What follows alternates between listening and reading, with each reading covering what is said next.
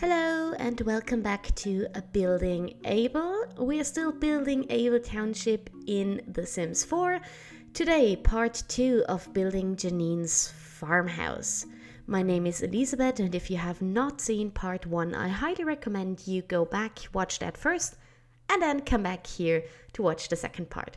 So the original idea was to have all the community rooms downstairs and then living quarters upstairs, and then I realized I either have to take away a lot of space from Janine's rooms, or I have to turn some downstairs rooms also into living quarters, and I went with the second idea. So today I'm going to transform some of the downstairs rooms into sleeping areas for various Abel Township citizens.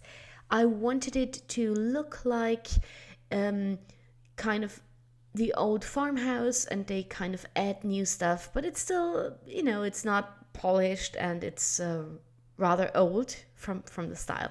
So we are going to the first room. As you can see, I put up lights. I'm going to delete those lights later. I just have them here for building. This first room is going to turn into Maxine's room. I thought about who would probably sleep in the farmhouse instead of one of the outside areas, and I realized Maxine as the doctor is of course so important to Abel Township that she is going to sleep in the farmhouse to have an extra layer of protection from the dangers outside. Yeah, so I'm also adding oil lamps. This is something that you will see a lot in this Abel Township build. Of course, the farmhouse does have electricity. We know that they do have electricity in Abel Township. They have diesel fueled engines and stuff, which we are gonna recreate in The Sims 4, of course. But it makes sense for me that they would use these kind of electricity for things that are like the hospital or the defense, and so the light inside the house is mostly gonna be candles and maybe a fireplace, stuff like that. So I've added a few candles here and a few pictures on the wall. And I also contemplated if I should give Maxine a desk to work on, but then I realized she is probably mostly at the hospital, so she's gonna have her desk and working area there, and it is a very small room, so I didn't want to make it even more cramped. The next is the bathroom, and I'm not gonna lie, I have a lot of fun with the bathrooms in this build, because personally, I'm a minimalist when it comes to bathrooms, especially. I want them like white or gray and very clean and not a lot of extra stuff in my personal style. But I kind of liked having this older house, so giving it a bit of a mismatched interior.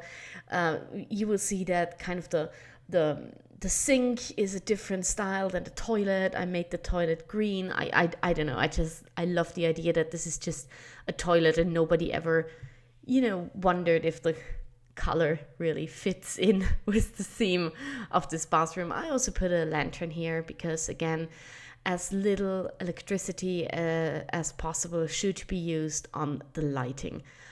On a personal side, I hate most of these tiles they have in The Sims 4 for bathrooms. I think most of them are really awful, but I kind of like this because it fit the style of this old farmhouse.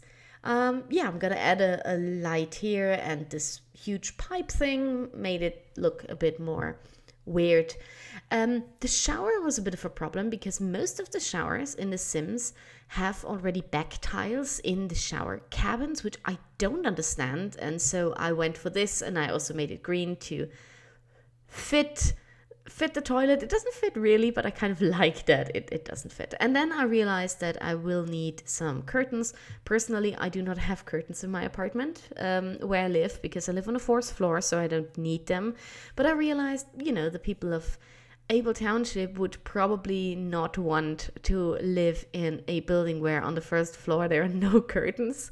So yeah, I added some curtains. I tried to find some more clutter items.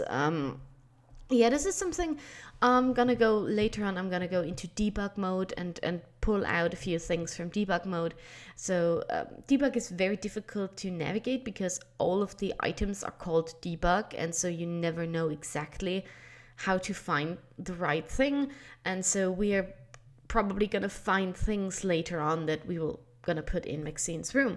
So we are at the second room. Now this room, my original idea was that this used to be a storage room, just like storage for farming equipment and for everything needed around the house and food and everything. And so they needed the space, and so they just pushed everything aside and kind of put 2 beds into it. If like the more people can sleep inside the house, the better. So I put some shelvings on the wall and the beds. I don't know, I kind of like this room. It is probably not very comfortable to sleep in.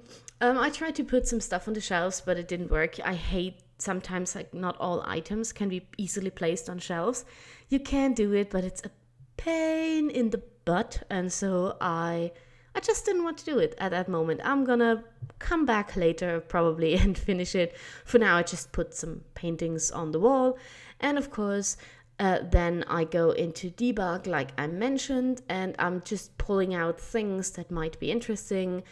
Eco Lifestyle comes with like candles and bottles and those kind of things, which fits into this former storage room. So like I said, I'm gonna go into debug probably every time I'm building on it and finding items, and then maybe putting them back into places that I've already finished. It's very obnoxious to navigate in debug. So yeah, you have just candles and buckets and glass bottles, all these things. And of course we need some lights as well for this room. Nice box as a handmade nightstand. Yeah, and that is pretty much this room. I also took away the lights, as you can see, so it is only they only have the candles. The light I'm adding here, I'm gonna delete it later because I realized it wouldn't make sense to have lights in a storage room after all. And with that, we are nearly done with these 3 rooms. Like I said, I'm just taking away the light, adding piping, because I think it's like the back wall of the bathroom. So that's where the piping goes on. I don't know. I don't know exactly how piping works. It's just inside my walls, I guess. Yeah, so that's it for this room. I kind of like the idea of having this former storage room transformed into a bedroom.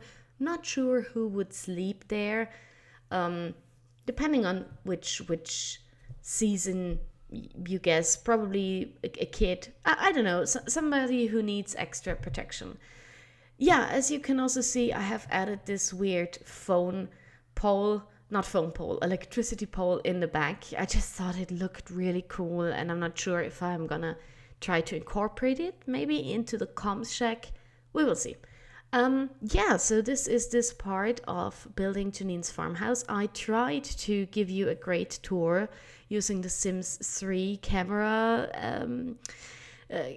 view, but it didn't work because, like I said, I'm currently working on my Mac instead of my computer, and I'm really confused by how the keys work, but I think you can see it fine what we built here.